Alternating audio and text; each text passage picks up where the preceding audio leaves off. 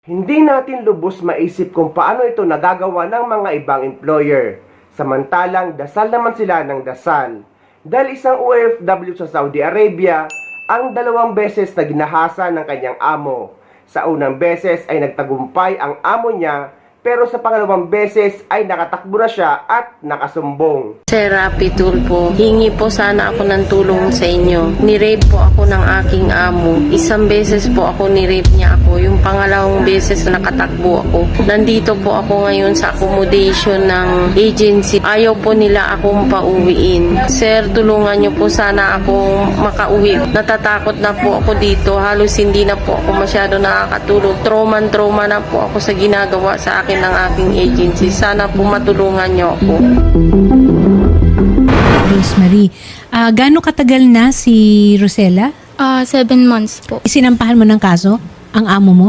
Opo, bali po kasi nung nirape ako ng amo ko, nung pangalawang beses patatangka niya, nakatagbo po kasi ako sa kwarto ko. Okay. Nakakulong po ako sa kwarto ko, hindi ko po alam kung kanino po ako hingi ng tulong. Okay. Tapos yung oras na yun po, kasi tumawag po ako sa agency. Ang sabi nila, antayin lang daw po. Susunduin ako ng taga-agency. Okay. Tapos, hinintay ko po. Wala pa rin silang reply. Nung nag-reply din sa akin ang agency, si Sir Imad, siya po ang nagsabi na tumawag ako sa 991. Tumawag po ako nung gabi na yon sa 991. Sumagot po sa akin yung pulis po nang tumawag po ako. Tapos kinuha lang po yung number at saka number ko at saka number ng amo ko. Sabi niya, sandali lang, Taib, intayin mo. Antayin ko raw, just wait. I will call you back. Umabot na lang po hanggang umaga. Mga alas 7 ng umaga, nakatulog na po ako sa kahintay. Wala pa rin pong reply, wala pa rin response sa akin yung 991. Kasi yung pala po, kaibigan po pala ng aking amo. Kasi po, influencer po yung amo ko. Okay. Tapos, tumawag po uli ako sa 991. Nagpasalamat po ako doon sa babaeng pulis sa 991. Hindi niya po talaga binitawan yung cellphone. Okay. Siya po ang tumulong sa akin. Sabi niya, huwag kang lumabas ng kwarto hanggat wala yung mga pulis na kukuha sa'yo. Tapos, bigla pong dumating na yung mga taga 991 po nag-rescue sa akin. Lumabas po ako ng bahay kasi yung amo ko po lasing at nakatulog na po sa kwarto. Okay. Kasi nung gabi na yun, hindi po ako makalabas, ma'am, dahil nakalak po lahat ng pinto sa bahay. Siya lang po, kami lang kasing dalawa nandoon. Nagdala po siya ng worker sa bahay. Kinuha ka na nung mga pulis. Saan ka dinala? Dinala po ako sa mismong police station po sa Madina. Okay. Yung police station po ng mga 991 po, dinala po nila ako doon. Okay. So doon ay kinuhanan ka na ng salaysay at ikaw ba ay dinaan rin sa medico legal? Opo, Okay. tinulungan po nila ako, tapos yung pulis na babae at saka pulis na lalaki, tinulungan nila ako, dinala po nila ako sa ospital, pina-medical po ako nila, tapos lahat po inayos nila yung Okay. yung papel ko. Kailan ito nangyari? Yung Noong pagdala- June 2 po ng Okay. umaga. So sa Opo. makatuwid, meron na sanang kaso. Tama ba? Na isasampa dun sa Opo. amo mo. Tuloy-tuloy po yung kaso ko. Umabot Okay. na po sa prosecutor yung kaso ko po. Siguro na ka-receive na rin ng resulta yung mga pulis, kaya inakyat na po yung kaso ko. Okay. Tapos yung amo ko po, kinulong nila, kinuha nila sa bahay, kinulong po ng mga Okay. pulis. So, nakakulong. Ngayon yung amo ko nakakulong. Okay. Tapos nung pumunta po kami sa prosecutor, Mm-mm. in-interview po ako lahat. Kung ano yung salaysay ko sa pulis, ganun Ganun din po din. sa prosecutor. Tapos, binabantaan po ako ng amo kong babae, mini-message niya ako. Lahat po yun nilagay doon sa Mhm. sa testimony ko po, Oo. na sa papel po. Sa Tapos, salaysay. ang ano lang po nila sa akin, ibibigay nila yung maleta ko, tapos yung 7 buwan sahod ko, at saka ticket pa uwi. Mhm. Yun lang pong nakalagay doon. Kasi sabi nila, pag tinuloy mo yung kaso, pag nasa embassy ka, tatagal daw yung kaso ng 2 taon. Sabi ko, paano po ako hinto doon na ituloy ko yung kaso. Okay. Sabi ko, kalimutan ko na lang lahat. Makauwi lang ako sa mga anak ko. Okay. Dahil ako lang ako nagbubuhay sa mga anak ko. Okay. Kailangan nila ako. Kaya nga Sige. ako nandito. Sabi sige. kong gano'n. Nasria? Good afternoon, ma'am. Ma'am, ano po ang update ninyo tungkol dito sa kaso ni Rosella? Yun nga po, ma'am, kinausap ko siya kanina na huwag siyang papayag, huwag siyang uuwi na hindi niya na ipapanalo yung kaso. Kung talagang na-rape siya, ma'am, hindi rin kami papayag na ganun, papauwiin siya ng ganun-ganun na lang, ma'am. Kinausap ko rin yung FRA, ma'am, na hindi pwede yung ganun. Alam din po ng agency kung ano yung magiging haharapin namin problema. Kung papauwiin siya na hindi niya po nakukuha yung hustisya dun sa nangyari sa kanya, ma'am. Okay. Kaya in-advise ko rin siya, ma'am, na huwag siyang pumayag, na papauwiin siya at iuurong na lang yung kaso. Okay. Rosella, ano ang gustong gawin ng Foreign Recruitment Agency? Ano ang pinapagawa nila sa'yo para maurong daw yung kaso?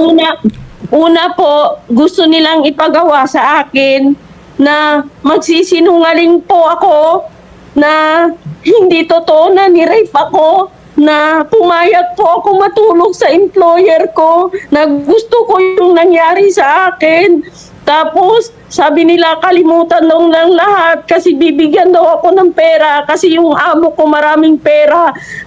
Pwede daw kami humingi ng pera sa amo ko. Sinabi ko nga sa kanila, hindi ko kailangan ng pera. Ang kailangan ko makauwi ako sa mga anak ko. Yun lang. Okay. Sabi ko nga nun, hindi ko kailangan ng pera. Okay. Tapos pangalawa po, nung hindi na pumunta po kami sa prosecutor, bumalik po kami uli. Dinala nila ako para gagawa ng salaysay ulit panibago. Sumusunod po ako kasi natatakot po ako sa kanila. Ma'am Nasria, alam niyo ba yon? Aware ba kayo doon? Opo, ma'am. Kaya nga po sinabihan ko si ate na huwag kang pumayag na umuwi ka. Ano pong action ginawa niyo? Ngayon, ma'am, hindi namin papayagan si ate na umuwi. Kung ano po yung mga responsibilidad namin para po maayos yung sitwasyon ni ate, makikipagtulungan po kami, ma'am. Kasi hindi rin kami papayag na umuwi siya na gano'n, hindi natatapos yung kaso. So, Nasria, handa rin kayo na tulungan si Rosella na kasuhan pati yung Foreign Recruitment Agency. Opo, ma'am. Magandang hapon po, Attorney Sherilyn. Magandang hapon po, Attorney Aina and kay Rosella. Ma'am, ano po ang kahihinatnan ng ganitong mga klaseng kaso, criminal cases involving an employer? So unang-una po kasi, important po talaga yung willingness po ng ating complainant to pursue the case. At meron naman po tayo, no, ito pa ulit-ulit naman pong sinasabi, no, na meron naman po tayo mga legal retainers po sa ating mga embahada.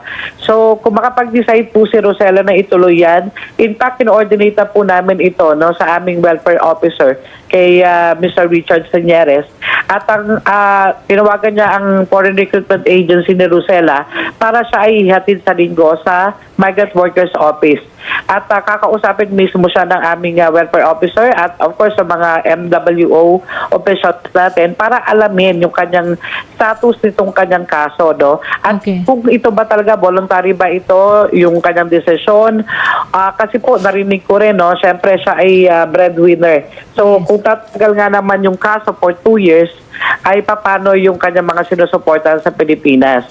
So, ito po ay, of course, a big consideration on the part of Rosella na gustuhin niya man, pero paano naman yung pamilya niya. Yes. So, kaya, Attorney Aina, ito yung mga desisyon na tutulungan po siya, no, kung ano po yung kagustuhan niya, kung umuwi ba or ipagpatuloy. Of course, the MWO, OWA and the MW will be behind her po, no. And meron din po tayong tinatawag na subsistence allowance para Okay. po sa ating mga OFWs na nasampahan or nagsampa ng kaso. Okay, so lalo na sa part ni Rosella, nagsampa siya ng kaso against her employer, kaya lang ito po ay in the amount of $100 at a maximum of 6 months. So total ng $600 lang po ito. So Maliit parang ito ay masyado. pang-alalay habang sila ay nagsasampahan o naghihintay sa result ng magiging kaso. And then of course, aalamin din natin ito, attorney, no, kung siya pa ay walang abogado, of course, ipoprovide natin siya. And then, I did discuss ng abogado po sa kanya. At ngayon po kasi nasa prosecutor's office pa, as mentioned po by Rosella. And then aalamin, no, at what stage po ng proceedings na kinakailangan yung presence ka doon. Yun Or sana itatanong yung mga ko. succeeding proceedings ba ay pwede na lang ba siya mag-execute Oo. ng special power of attorney in favor po ng kanyang magiging abogado na ipoprovide ng ating MWO para siya po ay makauwi na. And then of course, Oo. pagdating niya rin po sa MWO, i-check din po natin, no, nabayaran ba siya ng tama ng kanyang amo. So at ako, ano pa po ba yung mga tulong po na pwede pa po maibigay ng ating migrant workers office po? Rosella, malalaman natin, okay, kailangan i-evaluate kung ano na ang estado, anong stage na yung kaso mo para alam natin kung kailangan ka pa bang nandyan. Okay, para ipagpatuloy ang kaso. Ngayon, doon magbabase kung ano yung magiging desisyon mo, kung uuwi ka na ba talaga, at kung ano naman ang kahinatnan ng kaso. Okay?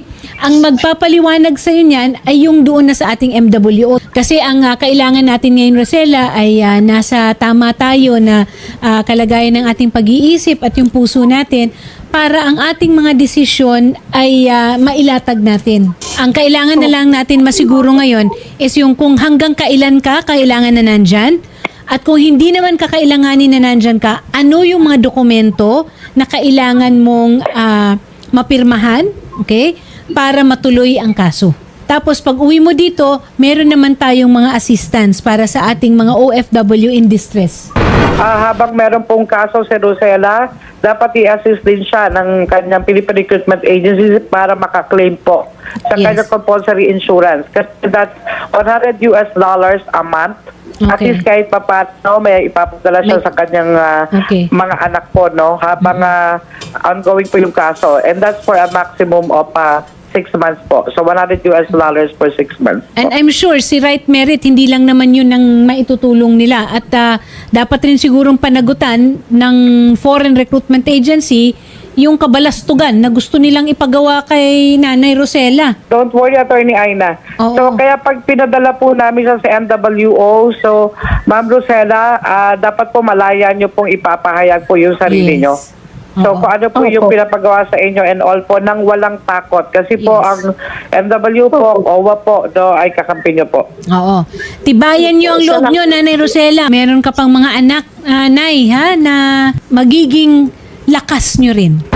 Ma, huwag ka mag-alala kasi uuwi ka na. Huwag ka mag-alala. Ha? Lakasan mo yung loob mo. Yun lang. Ha? Huwag ka nang maniniwala sa mga sasabihin nila. Kahit anong mga sabihin nila na huwag mong gawin. Huwag kang sasama. Diyan ka lang. Sa mga kasama mo, sa mga kaibigan mo. Salamat. Nak, maraming salamat. Mahal na mahal ko kayo. Kaya nga gusto ko i-withdraw yung kaso para makauwi, makasama kayo. Di bali walang pera. Kaya ko magtrabaho ulit para sa inyo. Mahal na mahal ko kayo. Gusto ko umuwi ng buhay sa inyo. Oo, huwag po kayong mag-alala, Nay. Nandyan na po ang tulong. Nandyan na po ang tulong.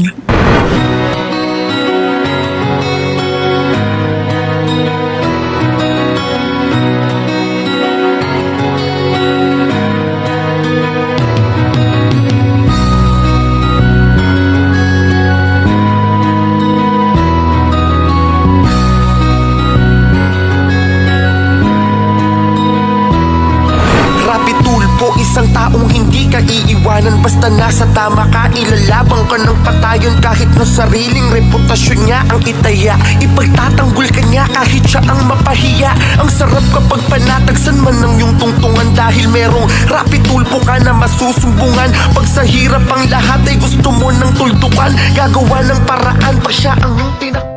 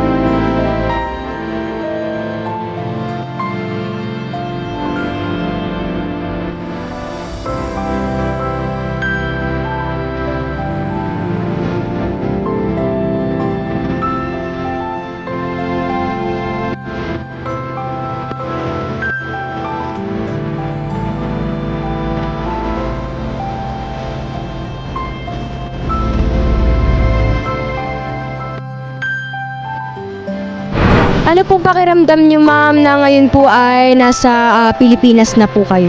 Masaya po. Masaya po kasama yung mga anak ko dahil hindi ko akalain makauwi po. Akala ko hindi ko na makita yung Pilipinas. Ang loob. Kinayanan ko para sa mga anak ko. Ma'am, kayo po ay wag mag-alala at patuloy po natin itong imo-monitor at ilalapit po namin kayo sa OWA at DMW. Salamat, maraming salamat po. Maraming salamat po kay Sir Rapi Tulfo dahil tinulungan niya ako. Baka kung hindi dahil kay Sir Rapi Tulfo hanggang ngayon nakakulong pa rin ako sa isang kwarto. Baka hindi ko nakakalain kung makauwi pa ako. Gusto magpasalamat po kay Sir Rapi po. Tsaka po sa mga staff ko na tumulong. Hindi po dahil sa inyo, hindi po makakauwi yung mama ko. Maraming salamat po.